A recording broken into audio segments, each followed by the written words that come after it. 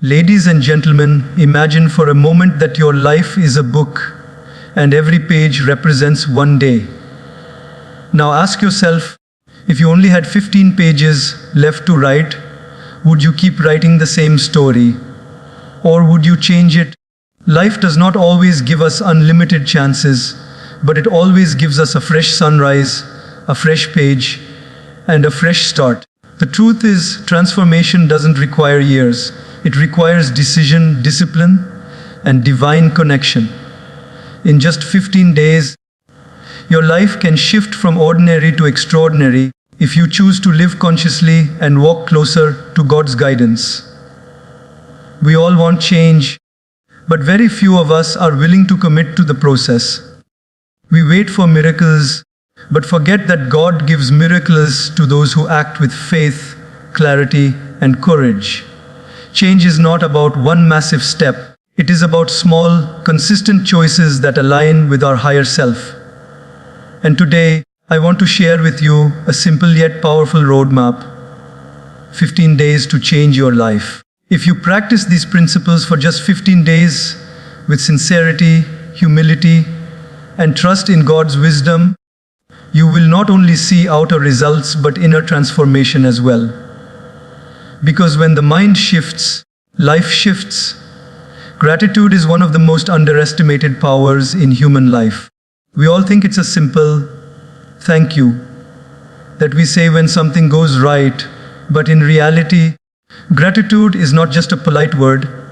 It is a mindset, a vibration, a lens through which we see the entire world. If we can shift our mind into gratitude, we can purify it from negativity, disappointment, and restlessness. And the beauty is, this shift doesn't take years of practice. It can start today, right now, with just a single conscious decision to appreciate what we already have. Think about it for a moment. How often do we wake up in the morning and the very first thought in our mind is about what we don't have? We think, I wish I had more money, I wish I had a better house, I wish my life was different. This becomes the starting vibration of our day, and then we wonder why the rest of the day feels heavy, stressful, or incomplete.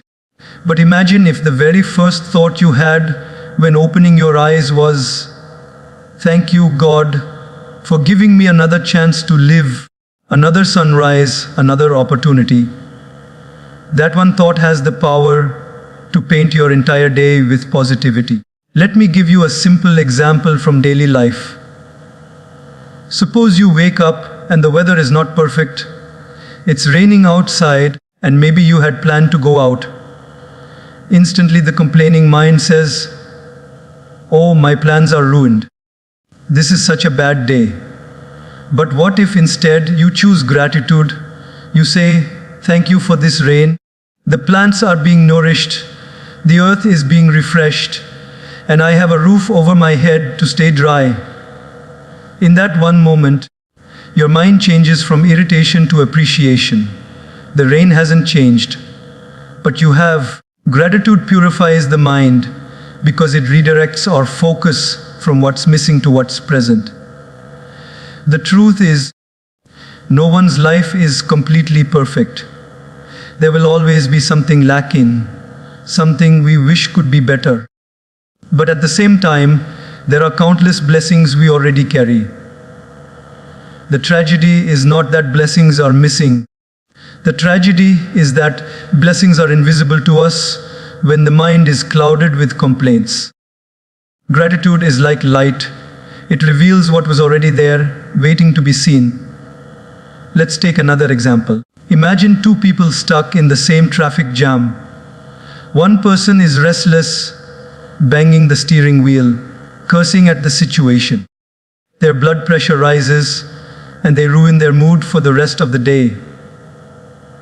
The other person, sitting in the same traffic, takes that time to reflect. Thank you, God, that I even have a vehicle to sit in. Thank you that I'm safe. And I have this unexpected pause to listen to something uplifting or to think peacefully. Both people are in the same circumstance, but their experience is completely different because of one thing: the presence or absence of gratitude. In our relationships too, gratitude works like magic. Often, we get so used to the people around us, our parents, our spouse, our children, our friends, that we forget to appreciate them. We see their flaws, their mistakes, and we complain. But when was the last time we paused and said, "Thank you for being in my life. Thank you for the small things you do every day that I overlook." That simple act of acknowledging someone's value can heal wounds, strengthen bonds, and create joy. Gratitude doesn't just purify our own mind, it purifies the atmosphere we live in. Even science supports this truth. Studies show that people who practice gratitude daily are happier, healthier, and more resilient. Their stress levels drop, their sleep improves, and their hearts literally become stronger. Why? Because gratitude shifts the brain's focus away from lack and fear and moves it toward abundance and peace.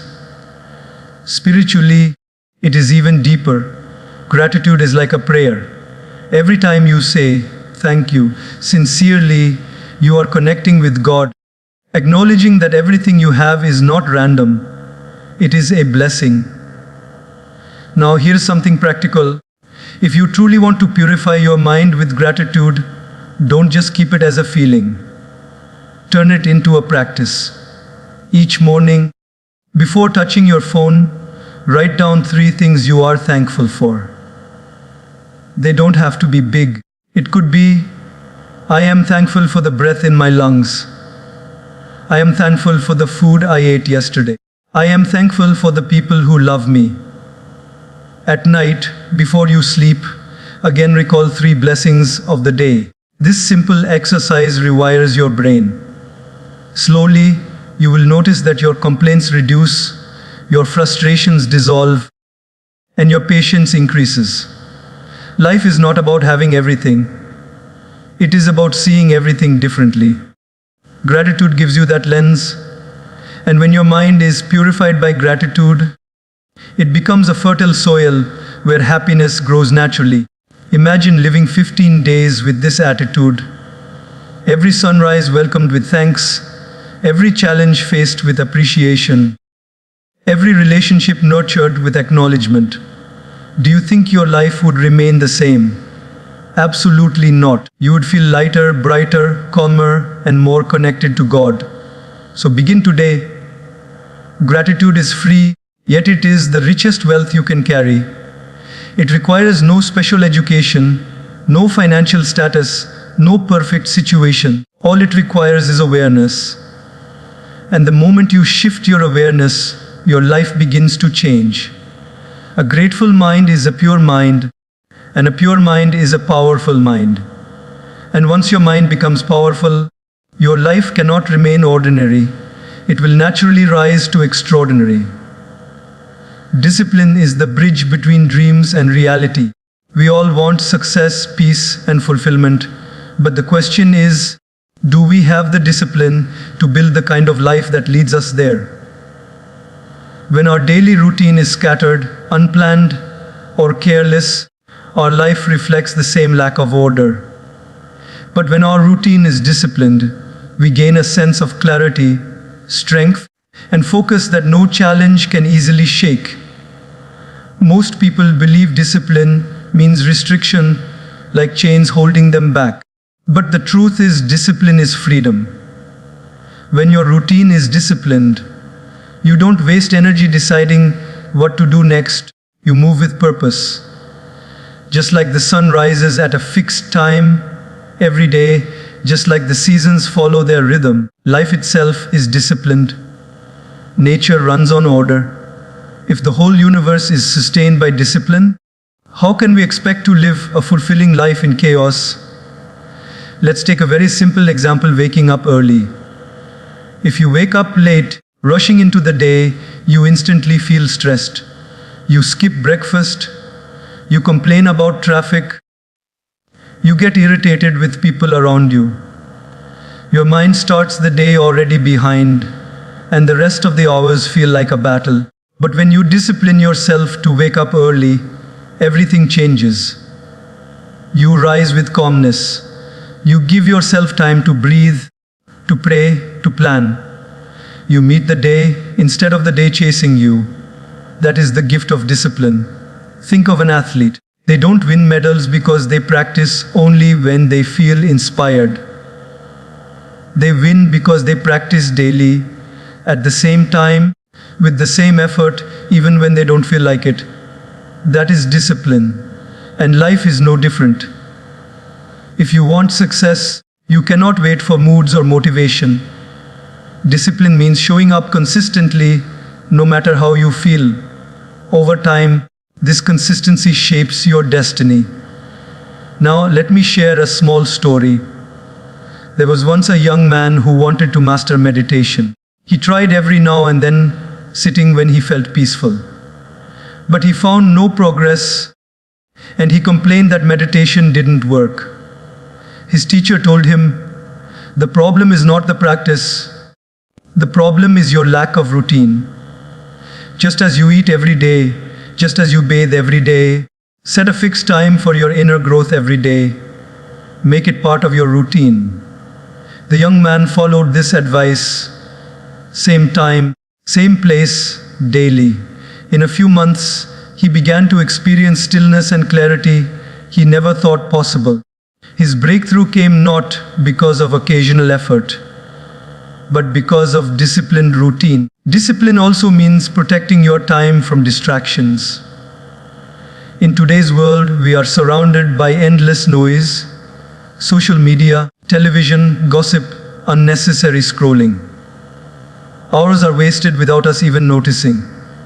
But a disciplined person values every hour. They know that time is life itself. When you waste time, you are not just wasting hours, you are wasting your life. A disciplined routine ensures that your precious hours are invested in what truly matters: growth, health, relationships, service, and connection with God. Here is another daily life example. Imagine two students preparing for an exam. One studies whenever he feels like it, sometimes 1 hour, sometimes none, sometimes late at night. The other sets a clear routine: 2 hours in the morning, 2 hours in the evening, every day. Who do you think will perform better? Not the one with more talent, but the one with more discipline. Because talent without discipline is like a seed never watered. It never grows into a tree. In our spiritual life too, discipline is the foundation. A prayer said once in a while may feel good, but it will not transform us. A disciplined prayer or meditation routine purifies the heart day by day. Just as water shapes even the hardest stone, drop by drop, a consistent routine shapes even the most restless mind. God values sincerity, but God also values consistency. When we show up regularly, we prove our dedication, and divine grace flows into our lives. People often say, "I don't have time." But the truth is, we all have the same 24 hours. The difference is how disciplined we are with those hours. A person without discipline spends hours on complaints, distractions, and regrets. A disciplined person spends hours on progress, contribution, and growth. Life doesn't change by chance. It changes by routine. Here's a practical thought: design your routine like a sacred ritual. Wake up at a fixed time. Dedicate a few minutes to silence or gratitude. Plan your tasks and follow through. Set clear times for eating, resting, learning, and connecting with loved ones. It may feel hard at first, but soon your body, mind, and spirit align with this rhythm. You no longer fight with time, you flow with it. Discipline also brings dignity. People respect those who are reliable, who keep their word, who show up when they say they will. That reliability is born from personal discipline. When you discipline yourself, others trust you. And when others trust you, opportunities open naturally. Remember, this discipline is not about perfection, It is about persistence. You may fail one day, you may miss one task, but don't quit. Restart, recommit, and realign. Discipline is like a muscle. The more you practice, the stronger it becomes. So, if you truly want to change your life in 15 days, discipline your routine. Wake up early, create structure, protect your hours, and stick to your commitments. Do it not just for success in the outer world, but for peace in the inner world. Because when your routine is disciplined, your mind is calm, your actions are powerful, and your connection with God becomes steady. And in that state, nothing can stop you from living a life of excellence. Negativity is like carrying a heavy bag of stones on your shoulders. The more you hold on to anger, envy, grudges, or regret, the heavier your journey becomes. You may not realize it at first, but slowly this invisible weight drains your energy, steals your peace, and keeps you from moving forward. If you truly want to transform your life, you must learn the art of letting go of negativity. It is not a one-time act. It is a daily choice to release what no longer serves your growth and to make space for joy, peace, and divine strength. Think about this. Have you ever been upset with someone, replaying their words or actions in your mind again and again? The situation may have happened days or even years ago, but the negativity is still alive because you are feeding it. In reality, that moment is gone, but your mind holds on to it like a flame burning your heart. Who suffers in this process? Not the person who hurt you, you suffer. Negativity is like poison. Drinking it yourself and expecting someone else to feel the pain never works. One of the most powerful truths is this: letting go is not for others, it is for yourself. Forgiving someone doesn't mean what they did was right. It simply means you refuse to give them power over your peace any longer. By releasing that negativity, you reclaim your energy, your happiness, and your freedom. Let me share a story. A monk once carried a woman across a river because she could not cross on her own. After reaching the other side, the monk left her and continued walking with his companion. Hours later, the companion suddenly said, "I can't believe you touched that woman. We monks are not supposed to do that." The monk calmly replied, "I left her at the river. Why are you still carrying her?" This is what we do with negativity. The situation may have ended, but we carry it in our mind and it becomes a burden. Letting go means dropping that burden. In daily life, negativity shows up in many forms. Maybe someone at work speaks rudely. Maybe a family member doesn't appreciate your efforts. Maybe you compare yourself to others and feel jealousy. Each of these moments plants a seed of negativity. If we water it with constant attention, it grows into a tree that overshadows our joy.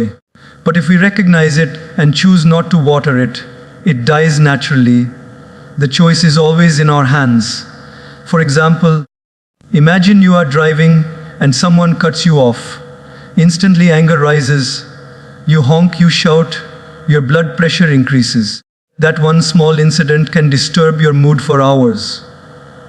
But if in that moment you pause and think, maybe that person is rushing because of an emergency. Let me not waste my peace on this. You let it go. The event doesn't control you, you control your response. This is real strength. Negativity also hides in envy. When we see others doing better, instead of being inspired, we sometimes feel jealousy.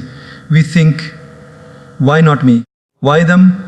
But remember, envy is like saying to God, you have not given me enough. The truth is, each person's journey is unique.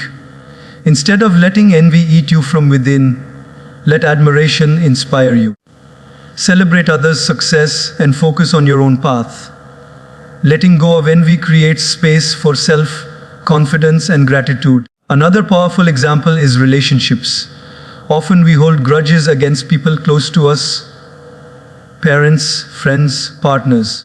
We keep reminding ourselves of what they did wrong. Days turn into years and relationships weaken. But think, is one mistake worth losing years of love, companionship, and connection? Sometimes, letting go of the negative is more important than holding on to the memory of being right. Peace in relationships is more valuable than pride. Science too supports this. Studies show that people who hold on to anger and grudges have higher stress, weaker immunity, and even shorter lifespans. Negativity doesn't just harm the mind, it harms the body. On the other hand, people who forgive and let go experience lower stress, better sleep, and more happiness. So when you release negativity, you are not just helping your soul, you are healing your body as well. But how can we let go practically? The first step is awareness. Notice when your thoughts become negative. Don't fight them, simply acknowledge, this is a negative thought. It is not helping me. Then replace it. For anger, replace with patience. For envy, replace with gratitude. For grudges, replace with compassion. And above all, connect with God. When you remember that there is a higher power guiding everything, you trust that justice and balance are in divine hands. That trust allows you to release what you cannot control. Think of your mind as a garden.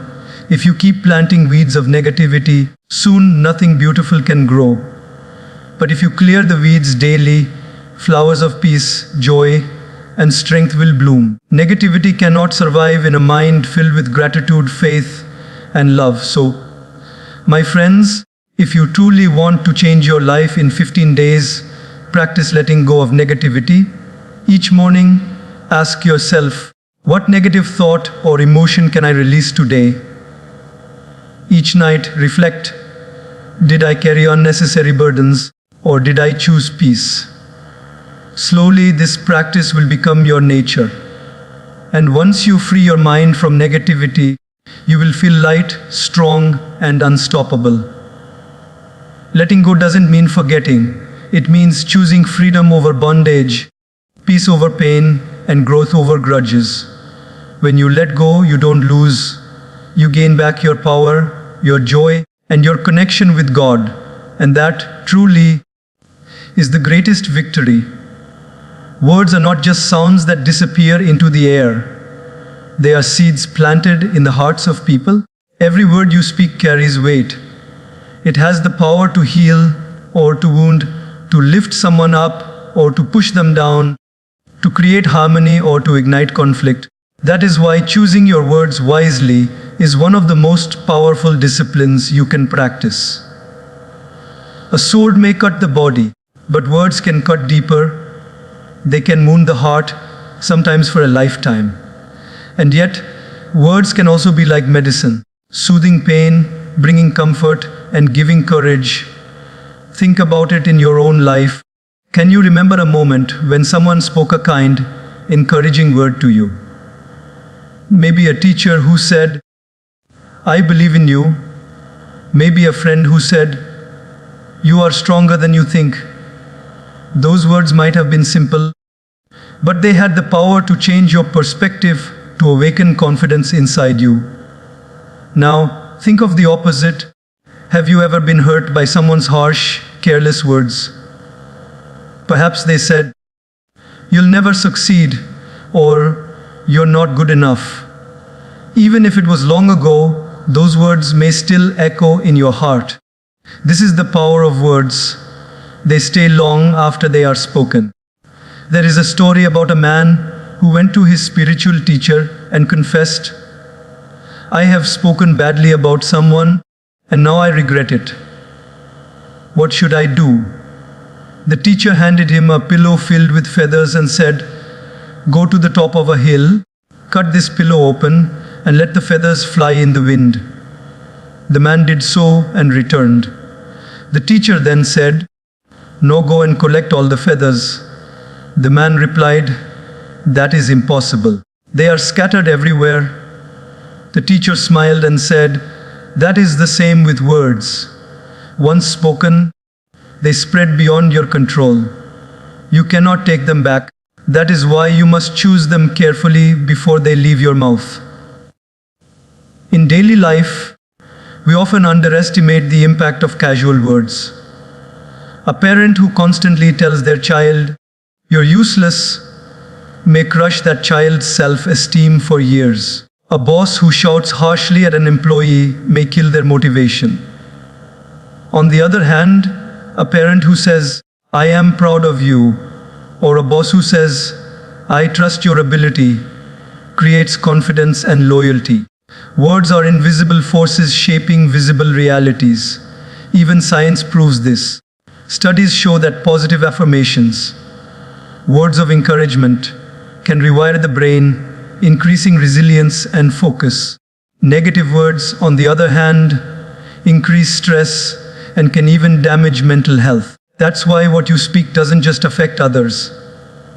It affects you as well. When you constantly speak complaints, criticism, or anger, your own mind absorbs that negativity. But when you speak gratitude, kindness, and encouragement, your own mind becomes peaceful and strong. Imagine you are in a heated argument. You have two choices. You can throw sharp words like weapons, or you can pause, breathe, and choose words that express truth without cruelty. Which choice creates a better outcome? Harsh words may give temporary satisfaction, but they leave scars. Gentle words may take patience, but they preserve dignity and relationships. As the saying goes, speak only if your words are more beautiful than silence. Here's a simple example. Suppose your friend makes a mistake. You could say, "You always mess things up, you're so careless." Or you could say, "It's okay, mistakes happen. Let's see how we can fix it together." The situation is the same, but the words change everything. The first response makes the friend defensive, hurt, and discouraged. The second response makes them feel supported and motivated. This is the difference wise words can make. Even with ourselves, we must be careful with words.